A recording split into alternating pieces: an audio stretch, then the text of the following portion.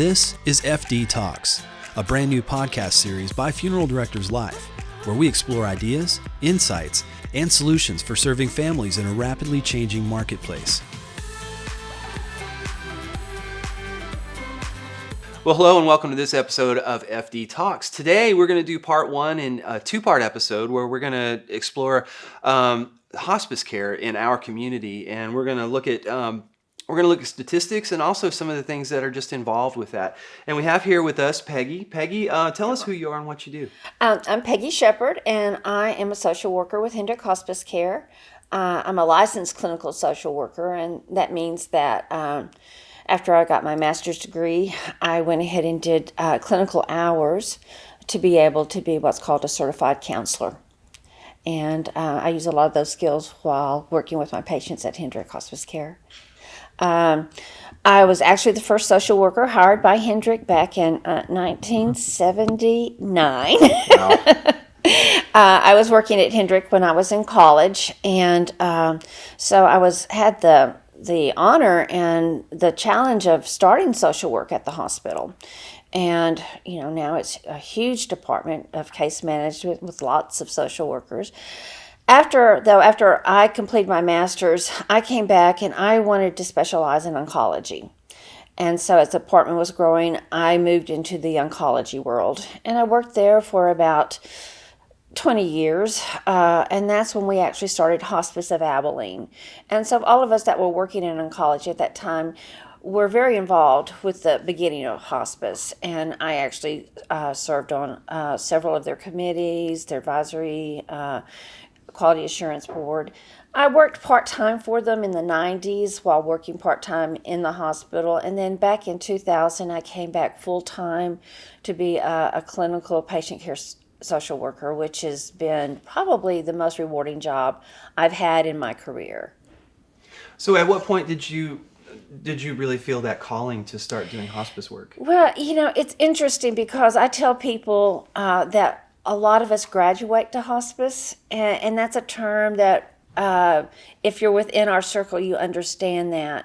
We have worked in oncology or cardiology, but we've worked a lot with end of life in the acute care setting.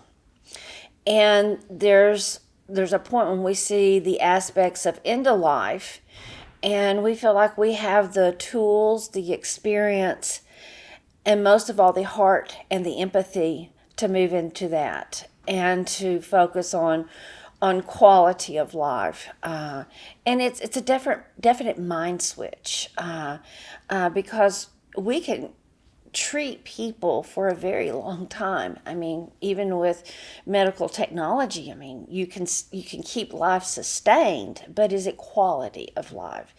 And our patients started telling me what quality of life was for them.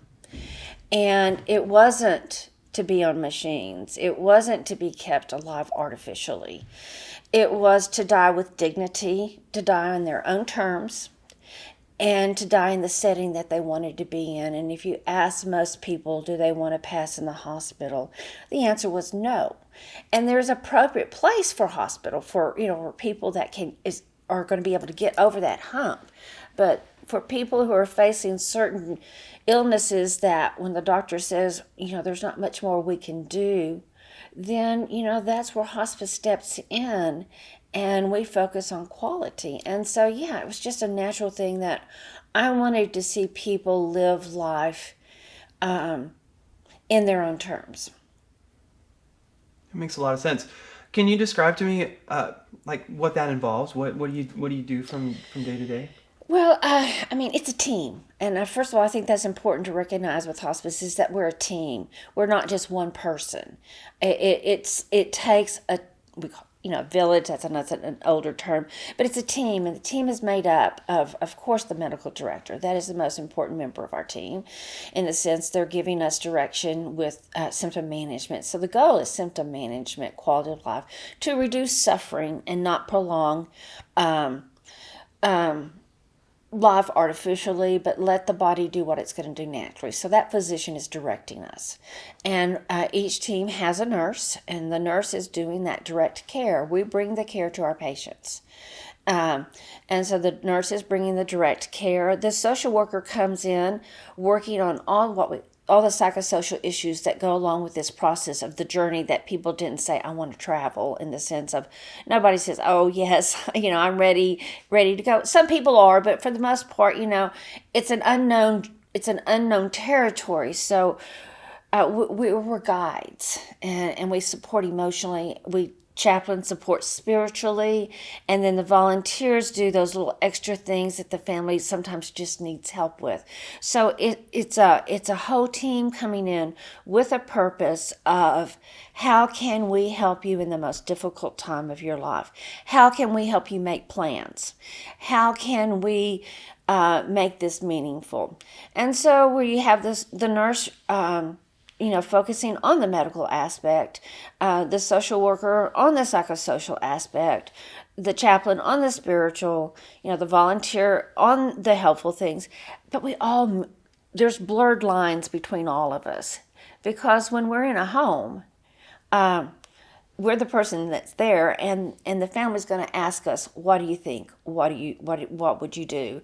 And so we have to walk them through that conversation of helping them figure out what they want to do. And so it's a lot of conversation. It's a lot of helping them figure out what is best for them, and letting them know that they're not alone. I think the most thing I've heard in all my years in hospice is, we take the fear away. There's nothing worse than being scared at 3:00 in the morning, not knowing what to do. The patient's symptoms may have changed, and trying to figure out what to do. Well, they don't have to. They just pick up a phone and they call us.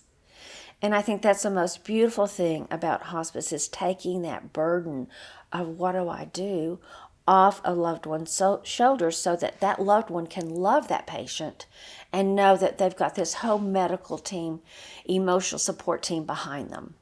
That sounds like that can be pretty taxing on you. What sorts of things do you guys do for self-help as a team?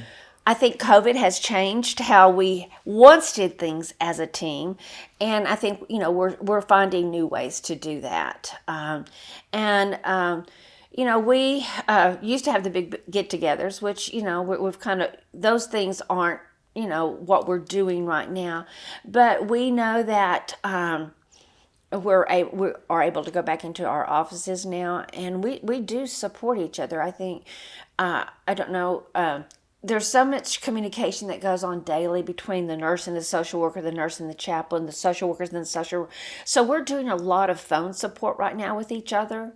I know when I've had a bad case, or a case that's touched my soul, I can pick up the phone and call one of my fellow social workers and tell them how I feel, because we are feeling people.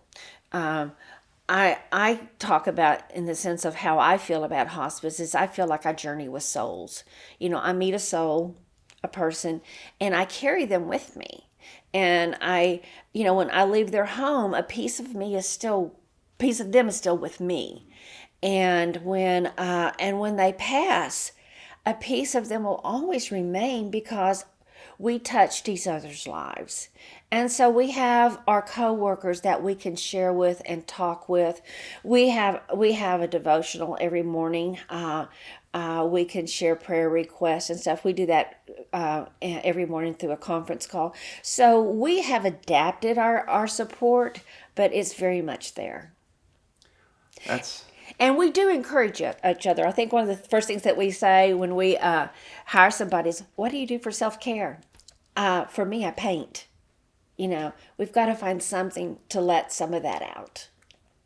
I can just only imagine that's got to be incredible to share those final moments of life with someone and their families. It's sacred, and that's the best word I can describe it. It is sacred if you're actually present at that last breath. It's a sacred moment. Peggy, do you, in your capacity, have much interaction with funeral homes? Absolutely. I think one of the social workers, one of the things that we assume in our roles though any of our team can and talk with families about funeral arrangements and funeral homes, that's usually where the nurse will say, hey, they need help, or the chaplain will say they need help. And so we're kind of that first person that really talks to them about funeral arrangements and end-of-life plans. That is actually part of the social worker's psychosocial assessment is, what are your plans? What have you thought about? And starting that conversation. And even though they are in hospice, and even though, it's an end-of-life situation, that it's still a very hard subject, because you can't take their hope away, but you have to lead them into some reality of, it's better to make plans in advance than to make them when you're so distraught and emotional. So yes, we have a lot of contact with our local funeral homes, and we actually call them directly sometimes for the patient, if the patient asks us, or to say, hey, they're interested in talking with you, and and so can you go to their home? Do they need to come here? I mean, we're trying to figure out the easiest way for our patients to, what we call it, kind of mediating the system. Let us help you. You're going to have to make the decision. We can't recommend one funeral home or the other, but we do have our list of funeral homes. We also have the tools that funeral homes have given us. In fact, we use one that was developed by your corporation that has been very helpful in helping them walk that journey and looking at what they need to do and the questions. I think one of the most important things that, as a social worker, is I want them to be able to have an uncomplicated grief after somebody passes. And in talking with them about funeral arrangements, funeral services, funeral homes, is helping them to identify how they want to honor their loved one. If they don't have something that they do to honor them, later on they're going to have very complicated grief.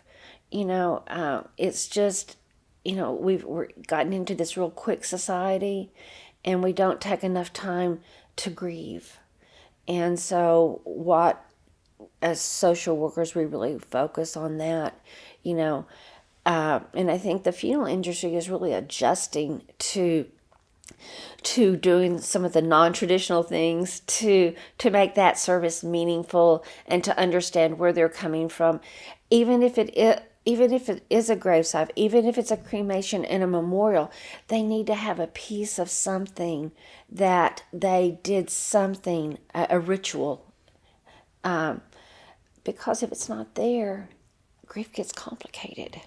I couldn't agree more. I spend a lot of time in funeral homes, and funeral directors are all the time telling me they see families do that. They just want to go for the direct cremation. Sometimes they'll skip the viewing. They won't have any of that stuff, and then they see them a few months later, and there's all that regret. Yes, and so that very much is what a social worker is talking with a family about, and I think, as we develop more close relationships with funeral homes, between hospice and funeral homes, in that sense of drawing our staff in to help facilitate more of those conversations. What do you think funeral homes can do to help make that a situation, that transition from hospice to the funeral home? What can funeral directors do to make your job easier and to make the family's job easier? I think sometimes it is, sometimes it's more flexibility. Sometimes I know, like when we have a patient on our inpatient unit, which means they're very much at the end of life, the family's not wanting to leave that patient. They're not wanting to have to go across town to a funeral home in case their patient might take, or their loved one might take their last breath.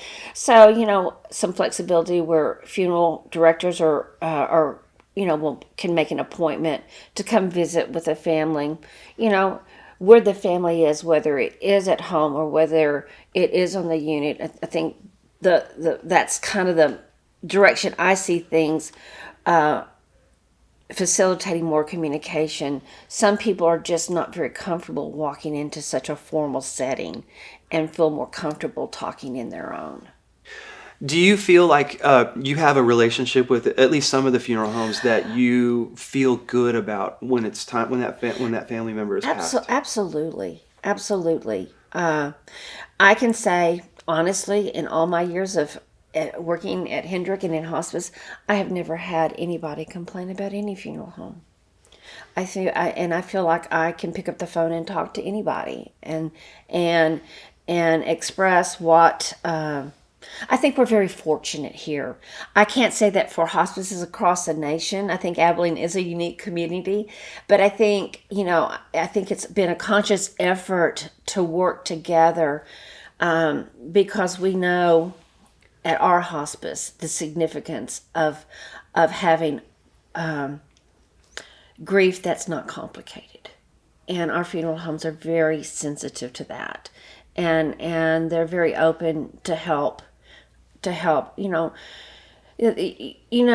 end of life and death has no boundaries. I mean, it affects everybody, and I know people are scared of the cost, and talking with them about picking out the most important things, but the more important thing is the ritual. It's the ritual of what you need to do so that you have something to hold on to. And it's like Dr. Alan Wolfelt says, ceremony is what we do when we don't know what to do. Right. And I do like a lot of things he said, and I think that's real important. He's come to Abilene several times, and I think that has helped, because you see a lot of hospice people going to the workshops and learning more, and and he gives a lot of helpful tools. And I know I used his tools, and I know that some of the things that are coming from the funeral industry is trying to make this a more personal, individualized experience.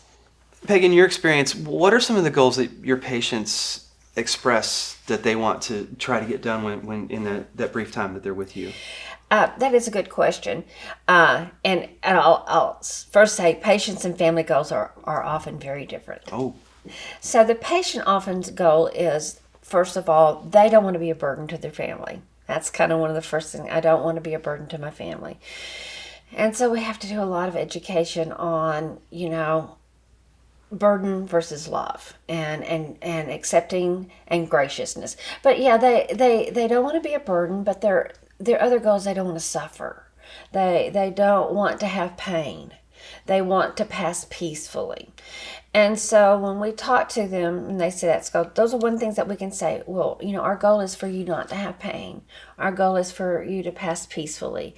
And then they said if they have end of life tasks or goals, then, the social worker, when we asked that question, then I said, okay, well, these are the things I know we need to work on, and we're going to work on them, first.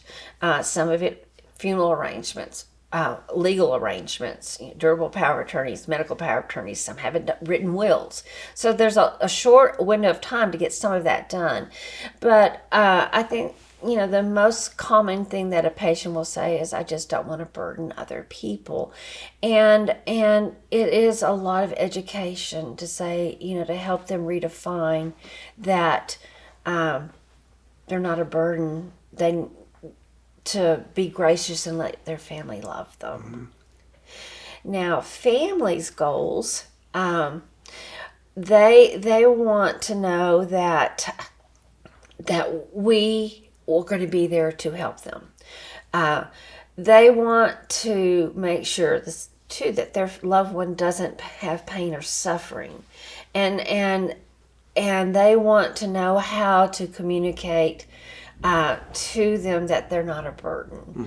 So it's kind of the goals of pain and suffering managed are the same, but that struggle between burden and not burden is an arena that we work in a lot.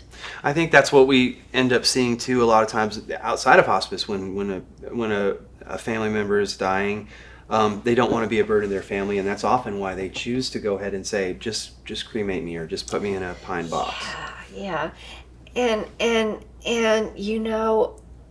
once again, I think we've become that quick fix society, and not understanding how important that ritual is, or maybe that place to go. My personal experience is, and I've shared this before, and I don't know if you want me to share it or not. Sure. But I lost my son. It'll be 4 years in September, and he was 25. And we did a non-traditional kind of service. We waited till all his friends could get into town, and we did have a viewing, and we had a graveside, and it was a beautiful service. It was and all his friends were there and able to tell stories about how Scott was their best friend, and it was so meaningful. It was so meaningful to think about. I needed to help in realizing I needed more than 3 days. I needed longer. And for me, I go to that cemetery every Sunday. I mean, that's what I need. That's how I grieve. I needed that place. Now, and that's what I want people, and even people who are making their own plans, is you've got to think about your family. You got to think about how they're going to need to process this grief. And some people need places to go, and something tangible.